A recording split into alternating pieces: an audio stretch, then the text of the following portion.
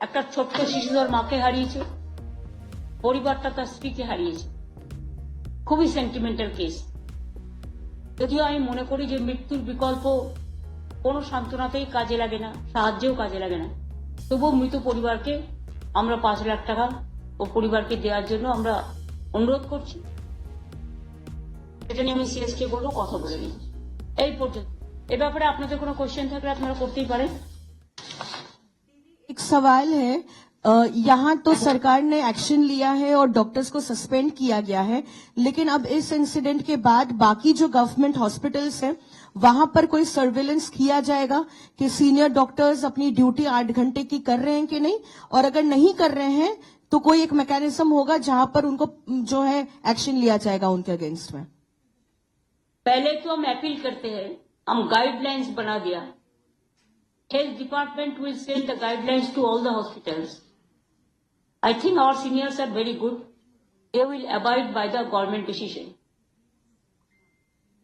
And if not, when there will be a action, there will be a reaction also.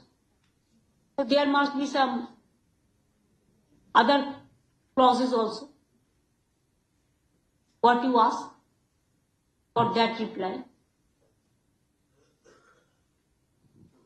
Madam, আমার একটা question ছিল, সেটা হচ্ছে already তো সিআইডি তদন্ত করছে এবং গাফিলতির জন্য 12 জনকে সাসপেন্ডও করা হয়েছে, কিন্তু পার্টিকুলার কি সিআইডির তরফ থেকে কোন রকম এফআইআর করা হবে যেহেতু গাফিলতির জন্য একজনের মৃত্যু হয়েছে? আর অটোমেটিক্যালি যে হেলথ ডিপার্টমেন্ট থেকে যেটা হয়েছে কমপ্লেন, সেই কমপ্লেনটাই তো FIR, it will be treated as FIR.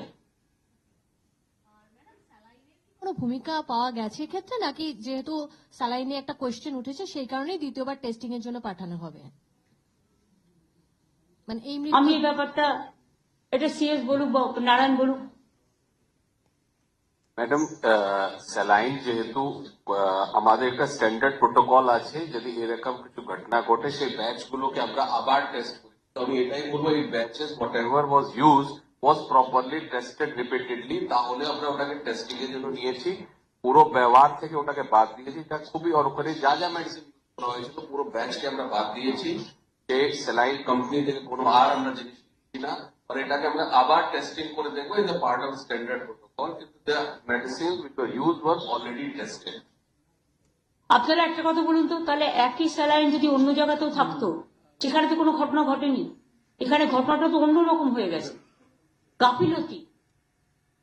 যারা জানে না তারা গেছে সিজারিয়ান করতে, অ্যানেস্থেসিয়া দিয়ে দিয়েছে উল্টো পাল্টা। নামগুলো কেন হলো? এমএসবিবি তার দায়িত্ব না? অ্যাডমিনিস্ট্রেশন দেখা কোথায় ছিলেন তিনি? HOD head of the department কবার গেছেন?